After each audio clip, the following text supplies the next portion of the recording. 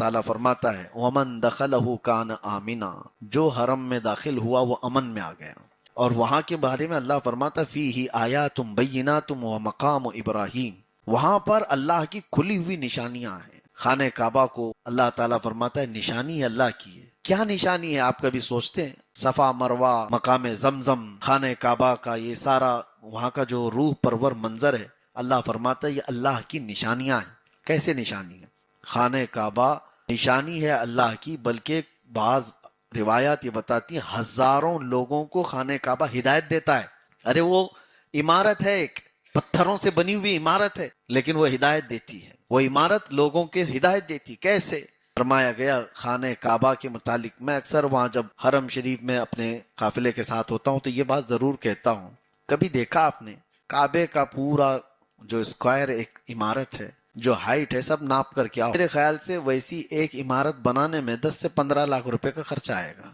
پوری دنیا اتنی غریب تو نہیں ہے کہ کوئی دوسرا کعبہ نہ بنا لے۔ آج تک کوئی اور کیوں نہیں بناتا؟ تمہارے گھر بنانے میں اس سے زیادہ خرچہ آئے گا، لیکن وہ تو 4 کونے کی ایک عمارت ہے اور ایک چھت ہے، اندر کوئی کمرے، کوئی ڈیکوریشن، انٹیریئر کچھ نہیں، الگ سے کچھ کرنا نہیں۔ تو وہ 4 کونے کی ایک عمارت صرف وہ خانہ کعبہ مکہ مکرمہ میں، باقی کہیں کیوں نہیں بنائی گئی؟ آپ کبھی سوچتے ہیں اس چیز کو؟ دوسری قومیں بھی بنا لیتی۔ مسئلہ یہ ہے 4 کونوں کی عمارت تو کہیں پہ بھی بن جائے گی، کوئی بھی بنا لے گا، لیکن کروڑوں دلوں کو کھینچنے کی طاقت کون لا سکتا ہے؟ وہ صرف کعبے کے اندر اللہ نے رکھا ہے۔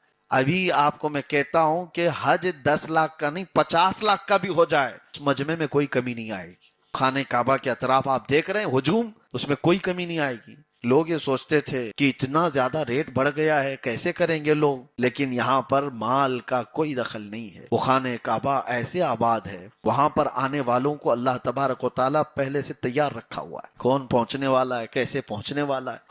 وہ نشانی ہے اللہ کی اس طور پر کہ کروڑوں دلوں کو اپنی طرف کھینچتی ہے۔ خانہ کعبہ کو آپ یہاں سے بیٹھ کر تصور کریں تو جانے کی تڑپ پیدا ہو جائے گی، اور جو وہاں پہنچتا ہے خانہ کعبہ کو دیکھ کر رونے لگ جاتا ہے، اور اس کے ہاتھ پیر کانپنے لگ جاتے ہیں، وہ عظمت و جلال دیکھتا ہے، اور پھر واپس آتا ہے تو اپنا دل وہیں چھوڑ آتا ہے۔ تو یہ عذب یعنی کشش جس کو کہتے ہیں، کھینچنے کی جو طاقت ہے وہ خانہ کعبہ کے اندر ہے۔ ہر کوئی پروانے کی طرح اس کی طرف بھاگ رہا ہوتا ہے، جیسے ایک شمع ہو تو کیڑے اطراف سے آ کر کے وہاں جان دیتے ہیں، تو کعبے کے اطراف پروانوں کی طرح سے لوگ بھیڑ لگاتے ہیں۔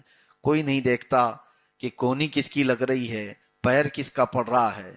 ایسے حالات دوسری